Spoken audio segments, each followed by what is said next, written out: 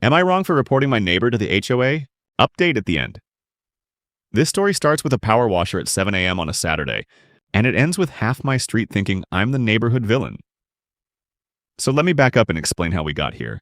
I've lived in my neighborhood for about 6 years. It's a pretty standard suburban HOA community. Quiet streets, decent-sized yards, the usual rules about lawn height and paint colors and trash can placement. Nothing too strict, but enough structure that things generally stay peaceful. My neighbor Dave moved in across the street about 2 years ago. Nice enough guy at first. We'd wave, chat about the weather, normal neighbor stuff.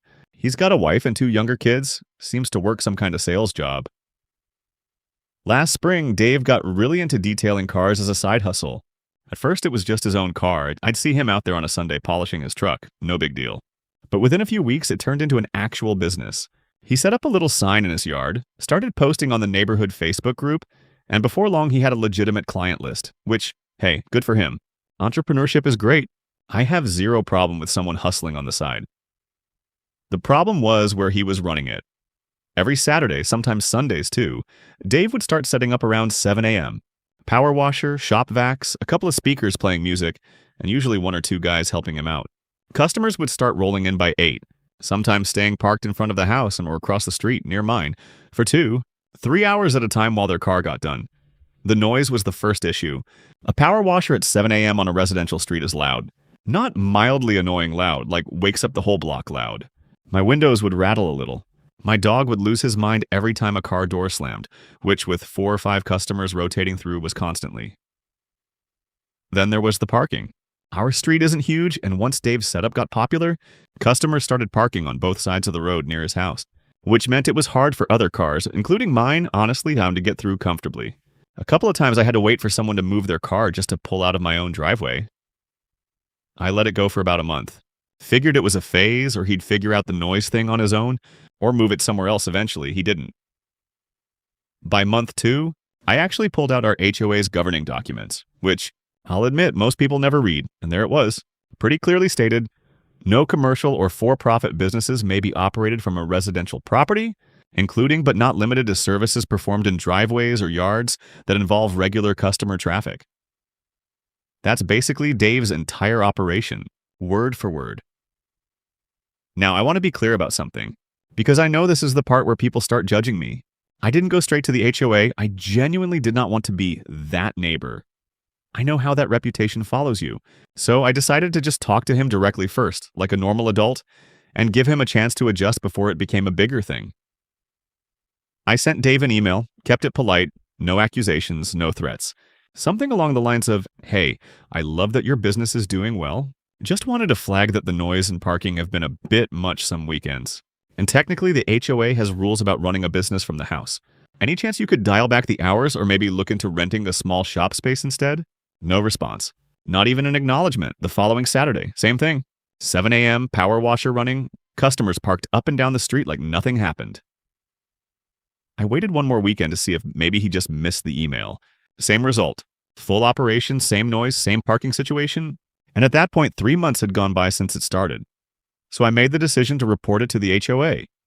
I took photos over a couple of weekends, the setup, the parked cars, timestamps on everything, and sent it in through their official complaint process, along with a note that I'd already tried reaching out directly first. About 2 weeks later, Dave gets an official violation notice from the HOA, along with a fine and a warning that continued violations could result in escalating penalties. He was furious, showed up at my door furious. He asked me why I didn't just talk to him like a normal person instead of running to the HOA like some kind of snitch. I told him I did talk to him. I sent an email. Gave him almost 3 weeks to respond before I did anything else. He said he never saw it, which, fair enough, maybe it landed in spam. But at that point, the damage between us was already done. He wasn't interested in that explanation. He told me I could have followed up in person, or texted him, or literally walked across the street and knocked. And honestly, in hindsight, maybe I could have. I don't disagree that a face-to-face conversation might have gone differently or gotten a faster response. But he took it further than just being annoyed with me. He posted in the neighborhood Facebook group, not naming me directly, but close enough that everyone knew who he meant. Saying his business, as he called it, had been shut down by a nosy neighbor with nothing better to do, and that he'd tried to be respectful of the neighborhood the whole time. That post got a lot of comments. Some people defended him, saying the HOA is overly strict anyway. A few people actually knew it was me and started giving me those slow, awkward nods at the mailbox, the kind where you can tell they've already picked a side.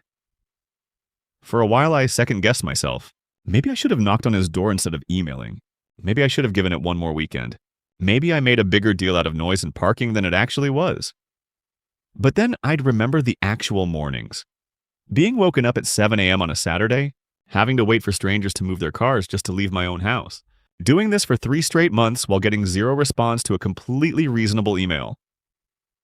I didn't report him the first weekend it happened. I didn't report him after the first month. I gave him a direct, polite heads up before I ever contacted the HOA. The rule existed before he ever moved in. I didn't write it. I didn't invent it just to target him.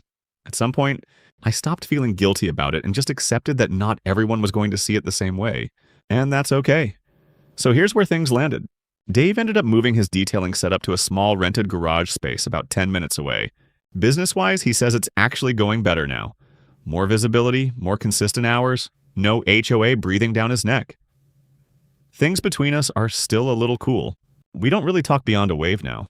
But the street's gone back to being quiet on weekends, which honestly is all I ever wanted out of this. A couple of the neighbors who initially sided with him have since told me privately they didn't realize I'd tried reaching out directly first, and that it changed how they saw the whole thing. Doesn't undo the awkwardness, but it helped a little. So Reddit, was I wrong for reporting it?